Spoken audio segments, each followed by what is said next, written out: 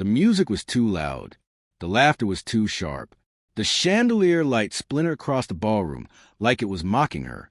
Amelia Parker sat alone at the farthest corner table, twisting the hem of her pale blue dress until the threads threatened to snap. This was supposed to be her best friend's wedding, a day of joy, celebration, and love. Instead, it felt as if someone had ripped her chest open and left her heart exposed. On the dance floor, spinning beneath the glittering lights, was Daniel, her Daniel, the man she had once planned her future with, the man who had told her she wasn't enough just months ago. Now he was grinning ear to ear, holding his new fiancée close, dipping her low the way Amelia had once dreamed he'd dip her.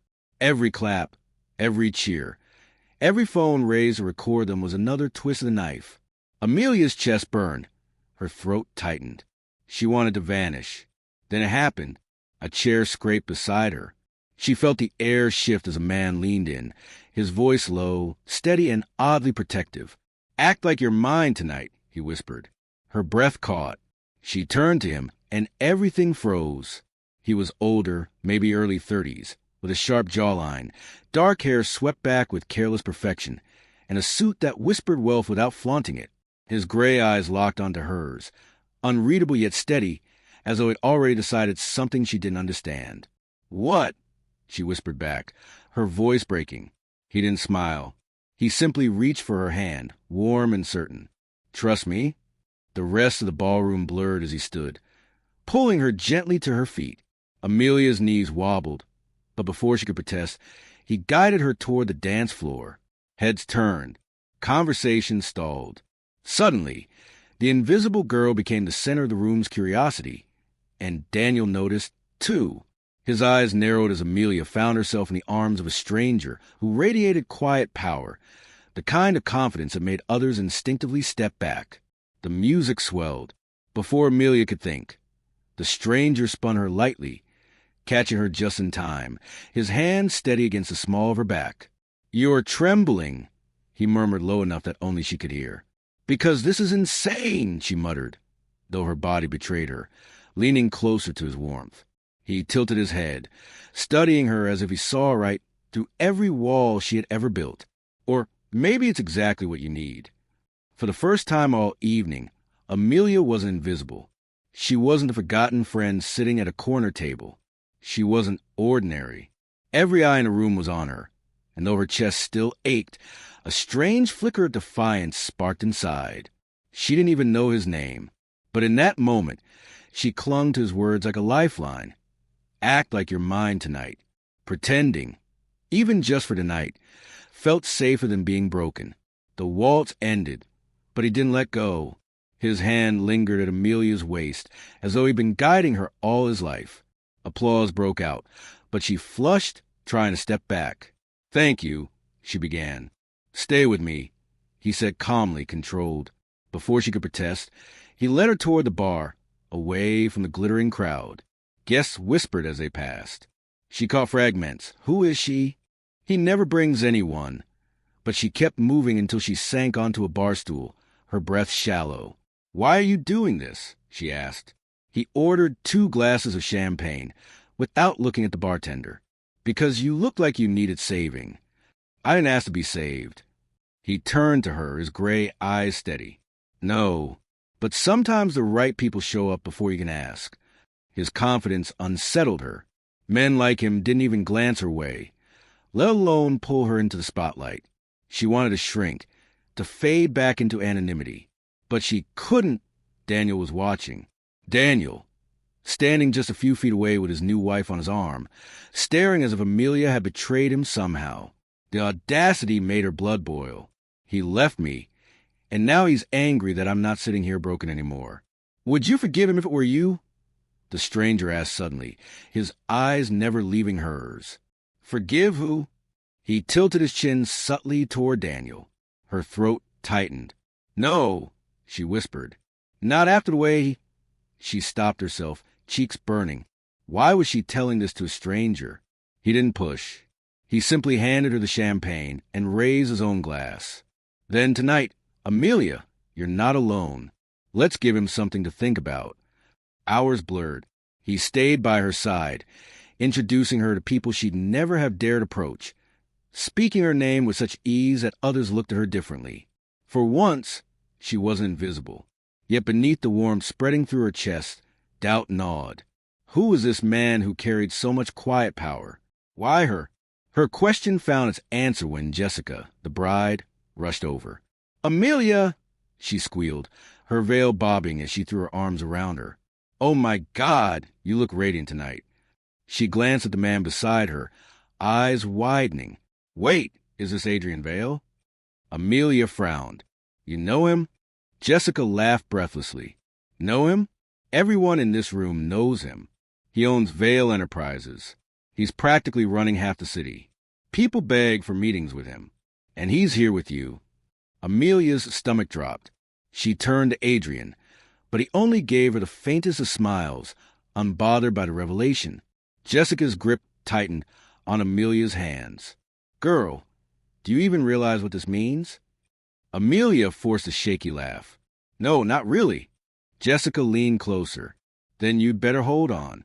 The gossip mill just exploded. Later that night, when the crowd thinned and the music softened, Amelia slipped out the balcony for air. The city glittered below, her chest still tangled with confusion. She pressed her hands against the railing, trying to steady herself. She didn't hear Adrien approach until his jacket brushed her shoulders. He draped it over her gently, his voice low. "You're shivering."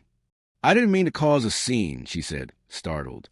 "You didn't," he said simply. "I did." Her eyes narrowed. "Why? Why me? You don't even know me." For the first time that night, his confidence faltered. Something flickered in his eyes, heavier, more personal. "Because sometimes I see pieces of myself in others. And tonight, I saw you sitting there, and I couldn't walk away." The words struck her deeper than she expected. She opened her mouth to reply, but footsteps sounded behind them. "Amelia!" Daniel stood in the doorway, his face tight, jaw clenched. "We need to talk." Her hands tightened on the railing. Part of her still ached for his approval. But Adrien's jacket weighed on her shoulders like armor, and his presence beside her made it impossible to shrink back into old wounds. Adrien didn't move. He didn't glare, didn't puff out his chest. He simply stood steady, gaze locked on Daniel, as if silently asking, "Do you think she still belongs to you?" "I don't think we have anything left to say, Daniel," Amelia whispered. Her voice trembled, but her words held more steel than she thought possible. Daniel scoffed, stepping closer. "You're parading around with him now.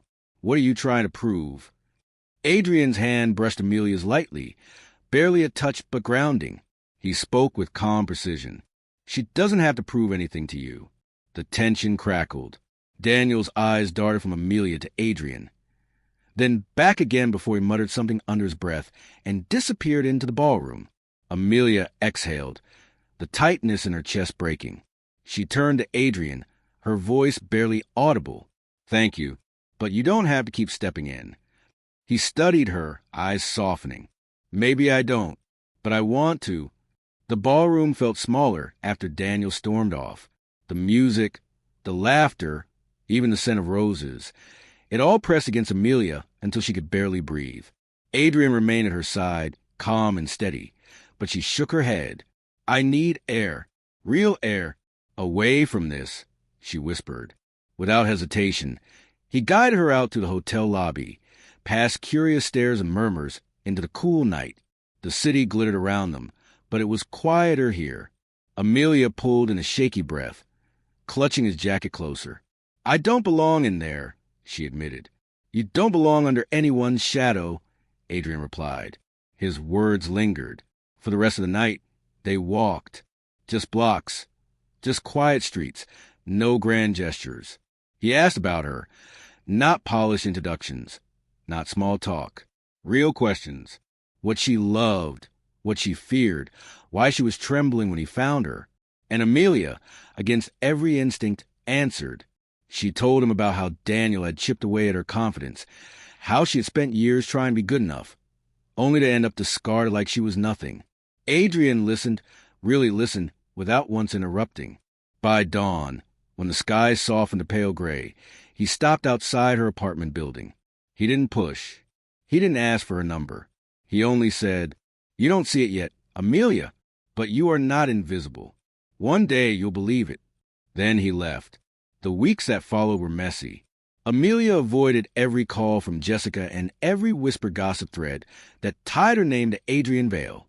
Her life wasn't built for billionaire rumors. She worked in publishing, long hours behind a desk, editing manuscripts that barely anyone noticed. It was safe, quiet, anonymous, just the way she thought she wanted it. But after that night, the silence of her life felt heavier. The mirror showed a woman in Adrien's jacket, not the girl who'd spent years shrinking into corners. She tried to forget. She couldn't. One Saturday morning, while carrying groceries up the stairs, she found a bouquet at her door. White lilies. No note.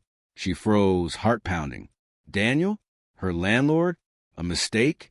But inside, tucked between the petals, was a card with only 4 words. Still not invisible, Amelia. She pressed the card to her chest, sinking against her doorframe. Months passed. She didn't see Adrien again. Not in person, not on the street, not anywhere outside of the headlines she avoided reading. But his words lingered, reshaping her choices. She signed up for night classes in creative writing, something she had always been too timid to try. She cut her hair shorter, sharper, no longer clinging to the style Daniel had once said suited her best. She began to walk into meetings at work with her head higher, her voice steadier. And slowly, the cracks began to heal. By the time spring arrived, she had finished her first short story draft. It wasn't perfect, but it was hers. For once, she didn't feel invisible to herself. Then came the gala. Her company received an invitation to a charity fundraiser, the Vale Foundation, hosted by Adrien himself. Amelia's boss insisted she attend to represent the publishing house. She tried to decline, tried to hide, but the universe, it seemed, wasn't interested in letting her fade again. The night of the gala, the ballroom glowed with golden light, filled with the city's most powerful names. Amelia stood at the edge of the riverfront terrace, glass of water in hand, heart thundering. She had rehearsed what she'd say if she saw him. Maybe he wouldn't remember. Maybe she was just one night in 1,000 for a man like him. But when Adrien finally appeared, tall, composed, scanning the crowd, his eyes found hers instantly. And just like before, everything else blurred. He crossed the terrace, each step measured, but his gaze unshakable. Amelia's breath hitched. "You came," he said softly. Not surprised. Certain. "I had to," she admitted. "Work sent me." A smile touched his lips, rare but real.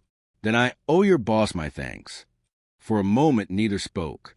The river glimmered below, moonlight stretching across its surface. Amelia gripped her glass tighter. "I thought maybe that night meant more to me than it did to you." Adrien's expression shifted, sharp edges softening, gray eyes warming a way that made her chest ache. He stepped closer, lowering his voice. "Amelia, I've been waiting for you to see yourself the way I saw you that night. Not invisible, not broken, just extraordinary." Her throat closed. Every wall she had built threatened to crumble. She wanted to believe him, wanted to step forward. But fear lingered, heavy and familiar. "What if I fall again?" she whispered. Adrien reached for her hand, his touch gentle but grounding, the way it had been on the dance floor months ago. "Then I'll be there to catch you.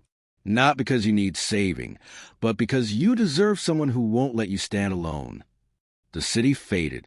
The music, the murmurs, the stares, all of it disappeared. For the first time in years, Amelia didn't feel like she was pretending. She didn't feel small or invisible or not enough. She simply felt seen. She squeezed his hand, her voice trembling but steady enough. "Then maybe it's time I stop hiding." Adrien's smile deepened, rare and unguarded. "Welcome back, Amelia." And under the glittering lights of the riverfront, with the city watching and her fears finally loosening their grip, Amelia let herself believe, for once, that she was worth being found.